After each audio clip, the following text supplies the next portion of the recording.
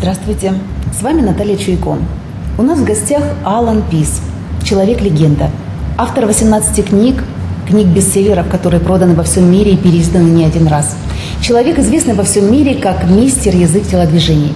20 лет назад прочитала вашу книгу и никогда не предполагала, что увижу живьем Аллана Пиза. И тем более буду брать интервью и приглашать для проведения семинара.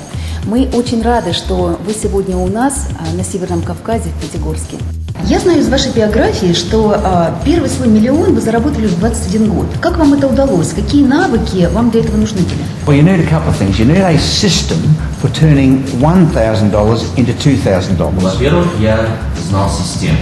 Я знал, как из $1,000 сделать 2000. So for people who want to be millionaires, the question I ask is, if I gave you $1,000, how long would it take you to turn it into $2,000? Поэтому те люди, которые хотят стать миллионерами, всегда слышат от меня один и тот же вопрос. Ребята, если я вам дам $1000, сколько времени у вас займет, чтобы из этой 1000 сделать 2?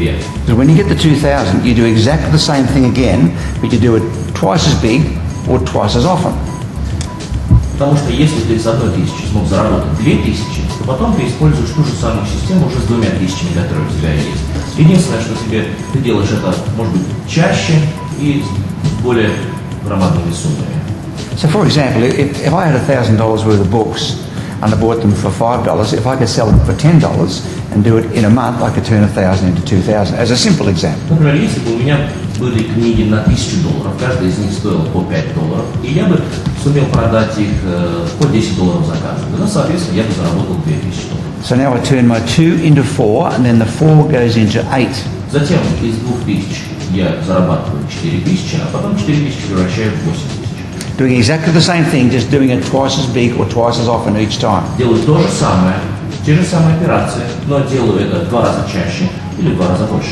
Then you go 8 to 16, 16 to 32. Затем с 8 переходишь на 16 тысяч, 16 зарабатываешь 32. 32 to 64, 64 to 128. 128 тысяч. 128 to 256. Затем 128 256. 256 to 512. Затем из 256 512 тысяч зарабатываешь. The 10th time you do 1,000 into 2,000, you get 1,024,000. И затем, уже в 10-й раз, когда ты пытаешься исследовать той же самой системы, благодаря которой ты с 1000 заработал 2000, ты зарабатываешь 1,024,000. So in simple terms, you just need to know a system to turn 1,000 into 2,000. Поэтому, если объяснить просто, то тебе нужно просто знать систему, как с 1000 заработать 2. Now that's a system of how you would do it. И эта система, прежде всего, должна ответить на вопрос, как ты это делаешь. But you know how most people become millionaires? Знаете, как большинство людей стали миллионерами? They make a decision, that's what they're going to do. Они приняли решение, что хотят стать именно миллионерами. And that is the most important part. You must make a decision that I will become financially a millionaire or whatever the equivalent amount of income or money or assets you want. И это самое важное. Тебе нужно принять решение.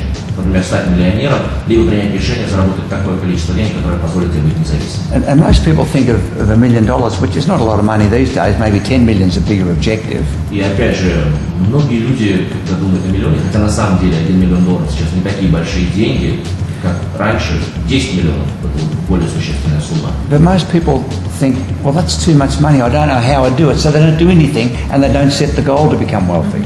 Поэтому многие думают, ох, $1 миллион, такая большая сумма, мне никогда не удастся ей заработать, поэтому просто сидят на месте и ничего не делают.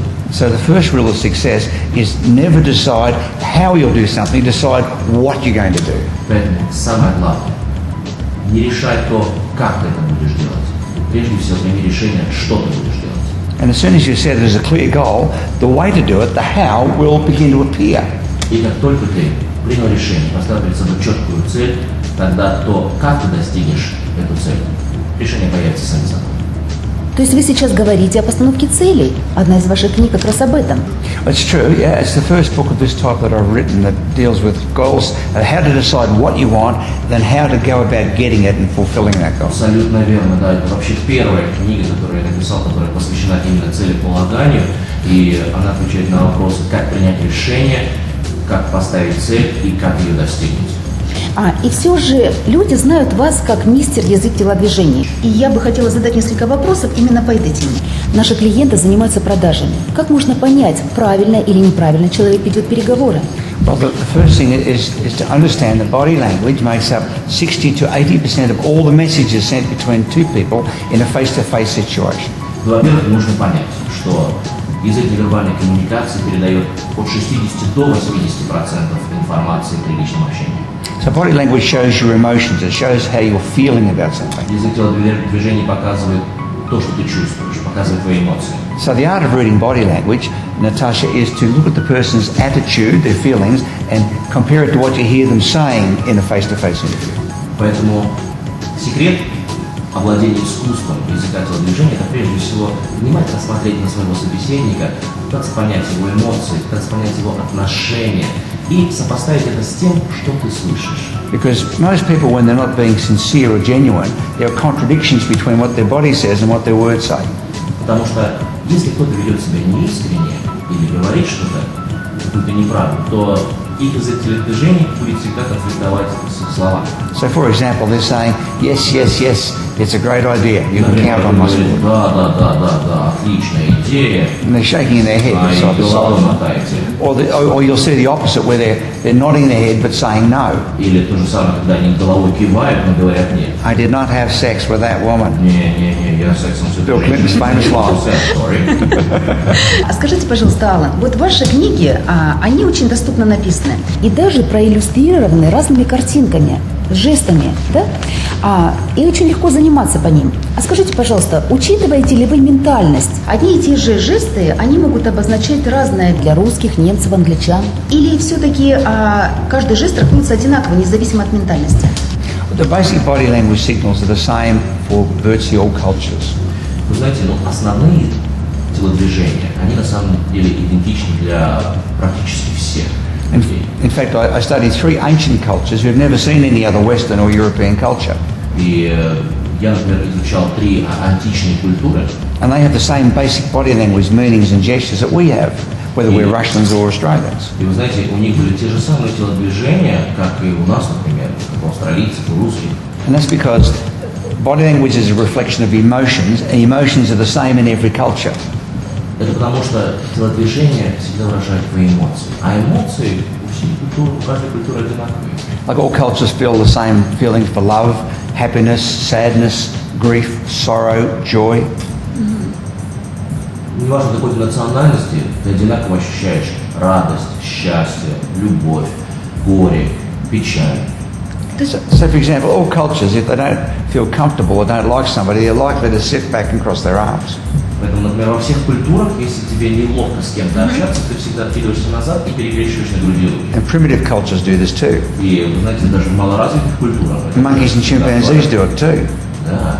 Excuse me, good? Monkeys and chimpanzees do it too. Кстати, даже обезьяны и шимпанзе этим жестом пользуются. So these are universal basics, but there are 3 things that can change between cultures. Поэтому это основные жесты. Но есть 3 вещи, которые могут отличаться от культуры к культуре. One is eye contact, how long you can hold someone's gaze. Первое – это зрительный контакт. Как долго ты можешь смотреть в глаза и удерживать взгляд собеседника на себе. For example, in Japan, if we were looking at Japanese people like at the same frequency we're looking at each other, it would be seen as offensive or aggressive. Например, если бы в Японии мы смотрели друг другу в глаза так же часто, как мы делаем это сейчас с вами, то это было бы воспринято как оскорбление.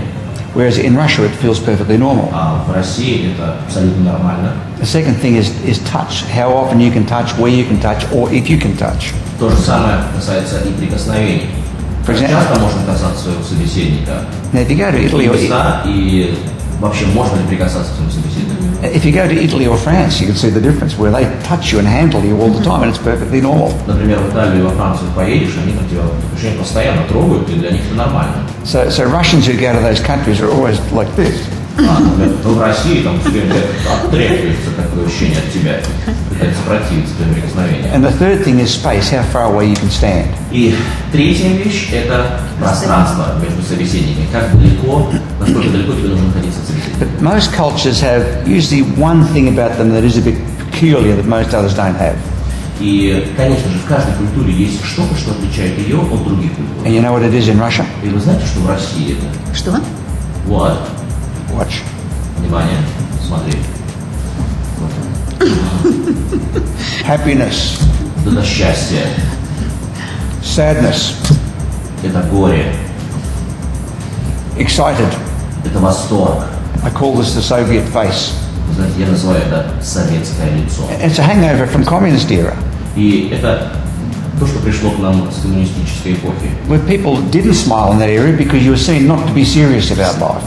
Поэтому, потому что как раз в ту эпоху люди практически не улыбались, и тебя всегда учили, что к любви той же самой нужно относиться очень серьезно. But to be successful in business anywhere in the world now, you need to be seen as friendly and the sort of person that people like to be around. Но сейчас в современном мире, если хочешь быть успешным, то ты постоянно должен являть себя другим, как человека приятного в общении, того человека, с которым просто приятно находиться в одной компании. So one of the things we'll be teaching at your seminar, your business seminar, Поэтому одна из вещей, которую мы будем обязательно упоминать во время семинара завтрашнего, is how to use your face, especially with smiling, to make people feel relaxed and therefore more likely to say yes to what you want. это то, как нужно использовать свое лицо, опять же, как правильно улыбаться, какую мимику использовать для того, чтобы людям было приятно с тобой общаться, и чтобы они, соответственно, согласились с тем, что ты будешь говорить. But the golden rule is if you go to another country or if you're dealing with another culture, Но есть золотое правило. Если ты едешь в другую страну, либо в другую культуру, you ask the locals to demonstrate things like handshaking, saying hello and saying goodbye. ты должен попросить кого-нибудь из местных жителей, чтобы они тебе показали, как, например, правильно жать руки, как прощаться, как приветствовать друг друга. And you should always ask, show me gestures that are rude and offensive in this country. И всегда должен спросить одного из местных жителей, сказать, покажите мне, пожалуйста, жесты, которые являются оскорбительными в вашей культуре. For example, in Russia, this one means okay. Например, в России вот этот жест означает «окей». This one means good. Это означает «хорошо». Now, in France and Germany, this means number one. Во Франции или в Германии этот жест означает номер один. 1, 2, 3, 4, Номер 2, 5. номер 3, номер 4, номер 5. Yeah. In Turkey, А в Турции this is an insulting, rude gesture. вот этот жест является оскорбительным. If you do this, you've just called them a rude part of the body. И вы знаете, если вы так показали кому-то, то вы только что обозвали его частью тела, которую сейчас неприлично будет упоминать. Да, это, конечно, важно все это знать, чтобы не попасть в просак. А скажите, есть ли отличие в том, как правильно преподносить информацию во время переговоров мужчине и женщине? Yeah, absolutely. In fact, our styles are so different on how we present and understand information. Sometimes you would wonder how we ever get anything achieved between us.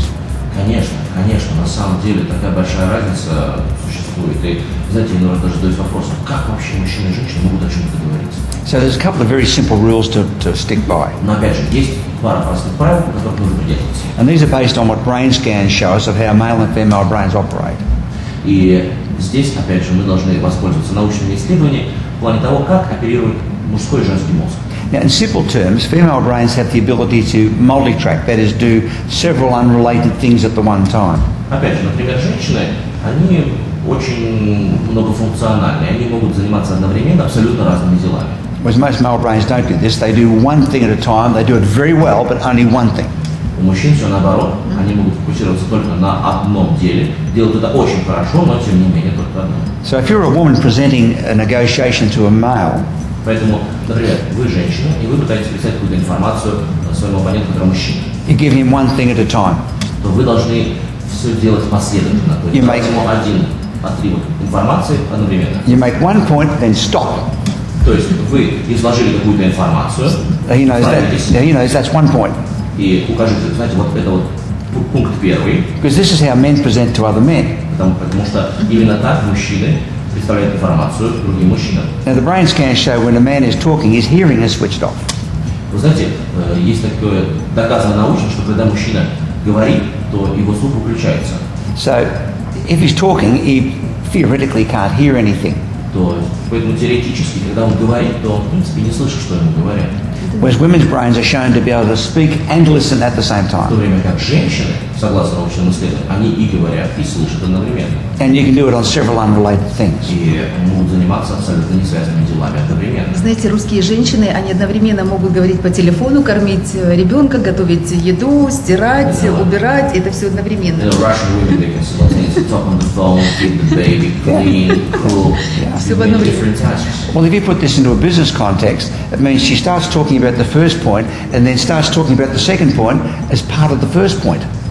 И, вы знаете, Поэтому, опять же, перенося все на язык бизнеса, если вы говорите, излагаете первый пункт, потом переходите сразу ко второму пункту, то это воспринимается как часть первого. And then she goes back to a point she mentioned 5 minutes ago. А потом затем она возвращается опять к той теме, о которой говорила 5 минут назад.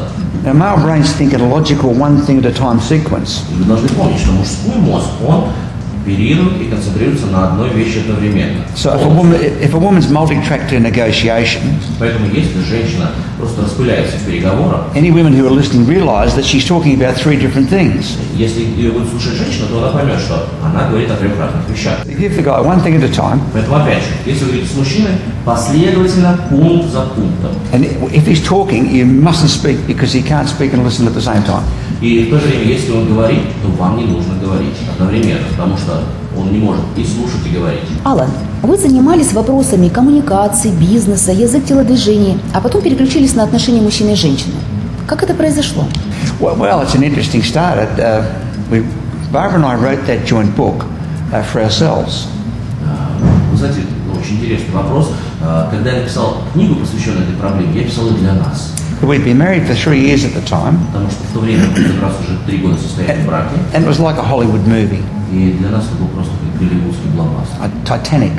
Как Титаник. Интересно. Понимаете, да, все. And the 4th year it was like a Hollywood movie too. Но и в 4-й год этот фильм продолжался, тоже голливудский. Yeah, Friday the 13th, part 3. Но он уже назывался не Титаник, а пятница 13-я, 3-я часть. And we got to the point that many couples get to in a relationship. И вы знаете, мы достигли такого этапа в наших отношениях, к которому многие пары приходят. You can't live with them, but you can't live without them. Когда ты понимаешь, что ты с этим человеком жить не можешь, и без него жить тоже не можешь. And that's a really tough place to be. И вы знаете, это очень трудная ситуация. So we wrote a list of all the things about each other we could not live with. И поэтому каждый из нас составил список и написал там все те качества, которые нас не устраивают в другом человеке. I had 8 things on my list. Знаете, у меня в списке было 18 вещей. Yeah, if those 8 things could be fixed, I could live with you, I said. И я сказал своей жене, слушай, вот если эти 18 вещей ты исправишь, то я смогу с тобой дальше жить. Я думаю, что у жены было меньше к вам претензий. Обычно женщины меньше претензий имеют. I think your wife had a shorter list. No, she got to page 4. I had to make her stop. Page 4. Знаете, нет, когда она перешла уже и начала писать 4-ю страницу, я ее попросил остановиться. I thought it can't be that bad. А слушай, что, я действительно все так плохо. According to her, I was. Я думал, что у меня на самом деле То есть все нормально. ваша книга это фактически ваш жизненный опыт переработанный, да? То, что из жизни пришло, из практики. So your book that you wrote about this problem actually comes out from your own experience and from your own everyday practice. We wrote a list of all the key things that if we could both resolve these key things, we could live together happily. Опять же, мы составили список и решили, что если каждый из нас может разобраться с этими проблемами, то мы сможем жить счастливо и дальше. And they're the same things, the same 12 things that all couples in every culture have as problems between each other. И вы знаете, там было 12 вещей, проблем, которые возникают у любой пары, вне зависимости от страны, национальности и культуры. Like, for example, men say women never stop talking and don't get to the point.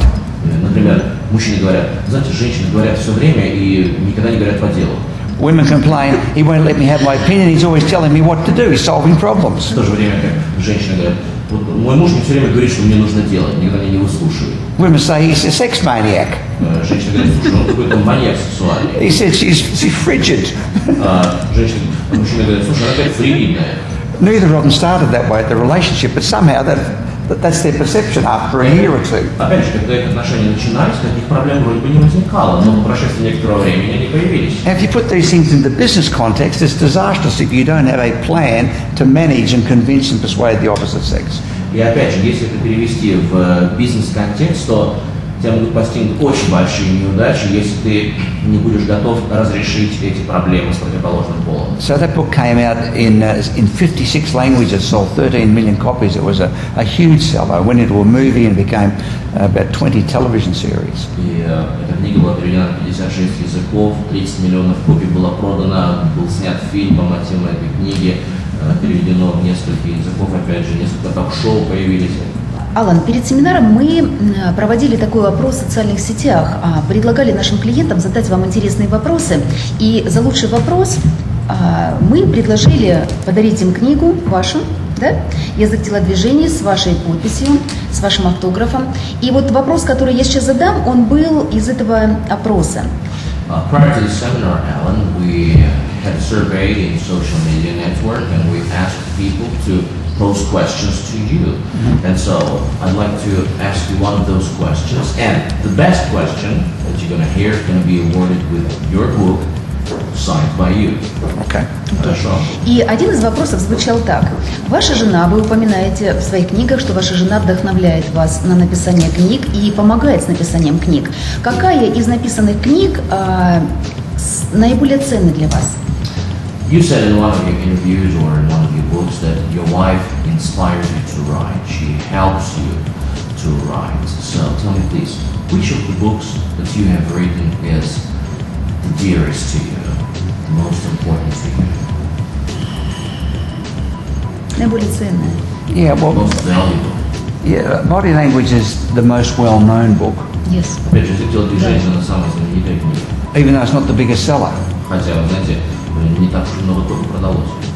I think Why Men Don't Listen, Women Can't Read Maps, which is the single biggest seller, И книга, которая называется «Почему мужчины не могут слушать женщин», она, наверное, that's probably the most, продажа превзошла все.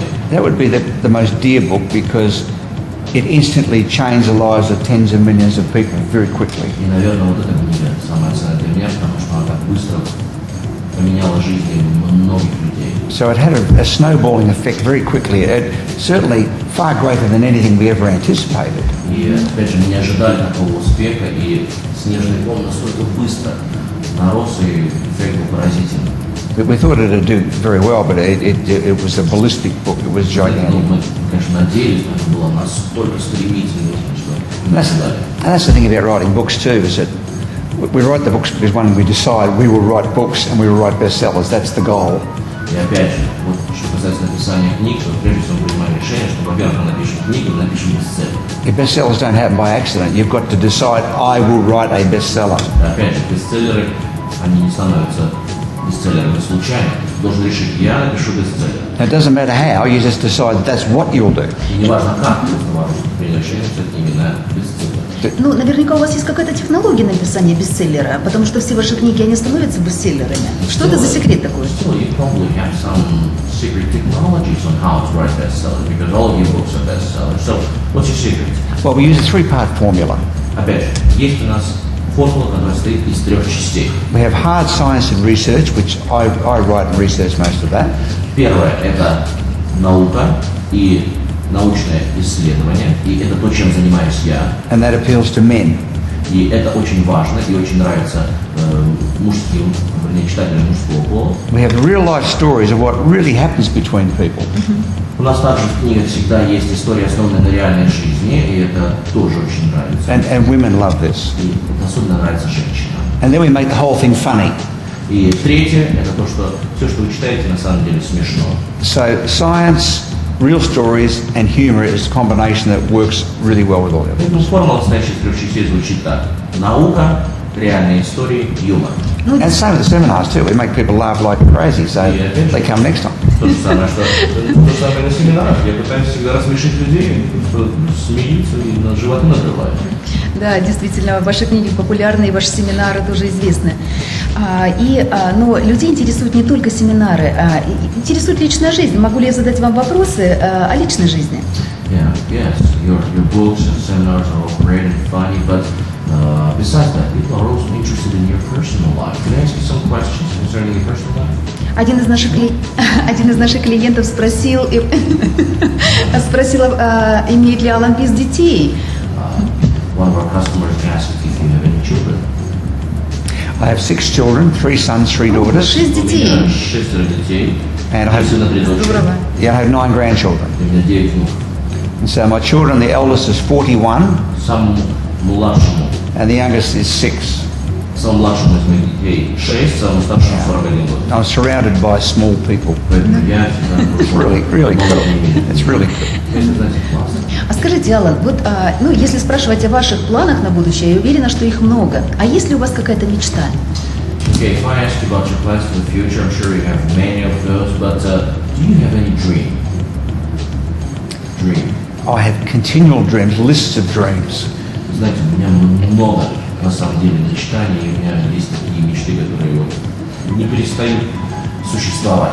And when I'm encouraging people to set their goals and set their dreams, Знаете, когда я пытаюсь мотивировать людей к тому, чтобы они что-то ставили цели, начинали мечтать, I get them to write lists of everything they could possibly ever want to do.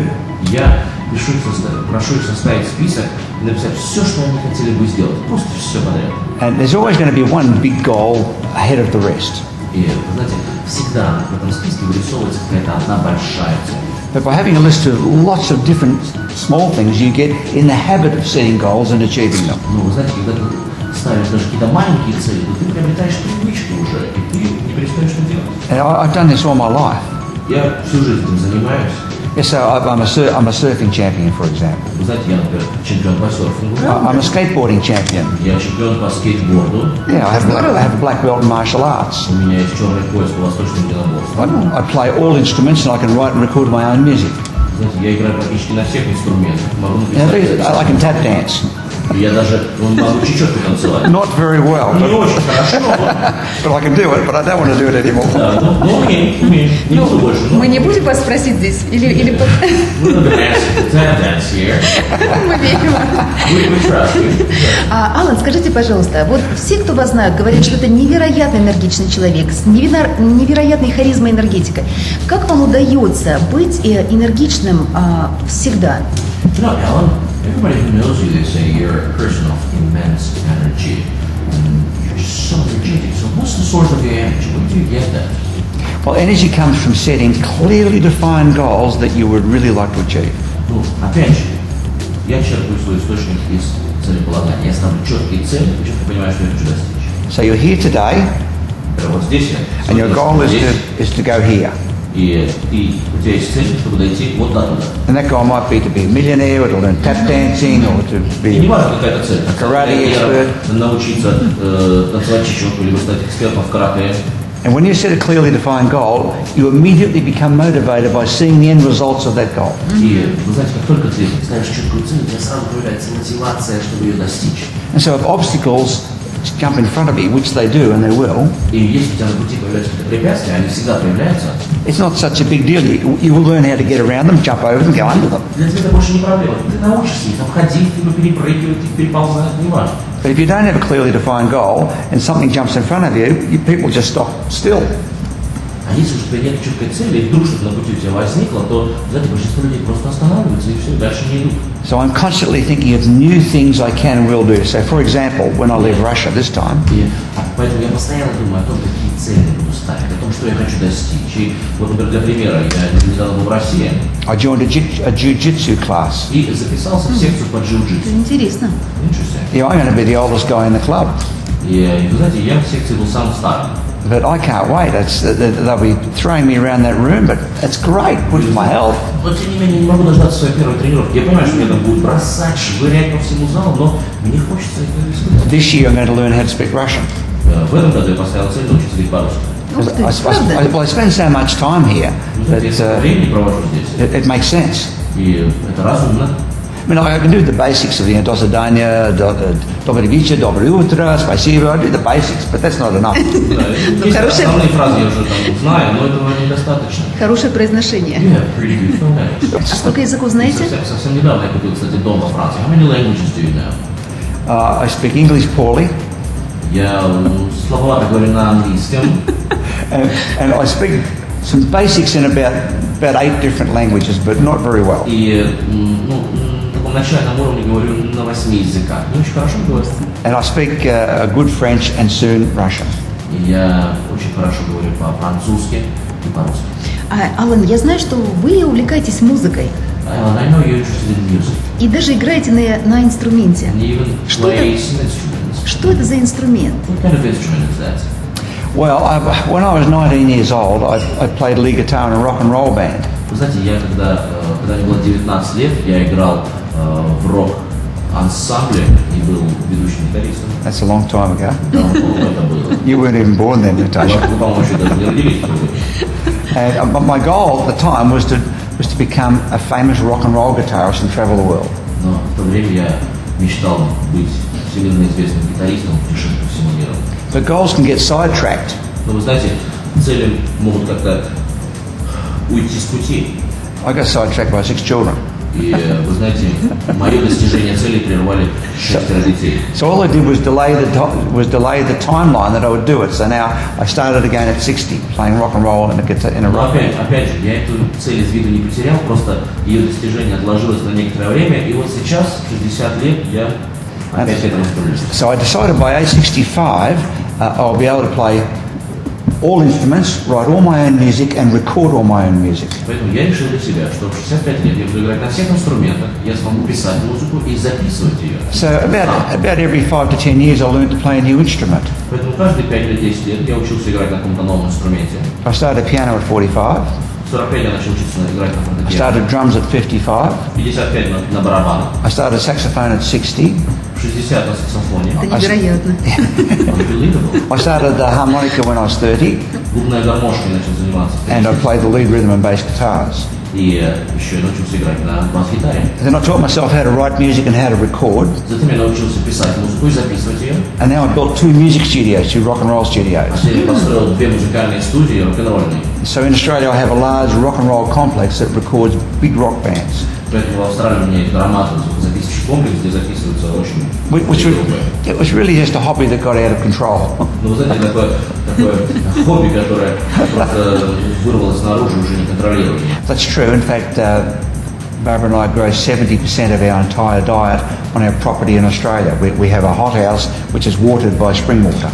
Да, абсолютно верно, абсолютно верно. И, кстати, 70% еды, которую мы употребляем в пищу, мы выращиваем сами. У нас есть специальные теплицы, которые управляются компьютерами и которые орошаются родниковой водой. We're what's called fish vegetarian, so we eat fish maybe 4 or 5 times a week.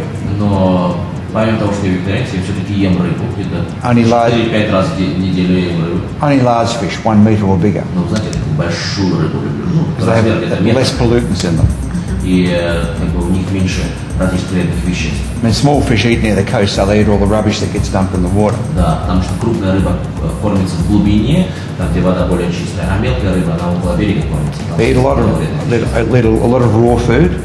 Я ем очень много сырой еды. I don't drink, I don't smoke. Я не пью и не курю. I avoid stressful situations. Я избегаю стрессовой ситуации. So I do all the things that allow me to live a long time to be able to get these goals filled. Поэтому я делаю все, чтобы продлить свою жизнь и чтобы достигнуть этой цели, которую я поставил. Ну, наверное, поэтому и вы такой энергичный, да, если возвращаясь к вопросу об энергии.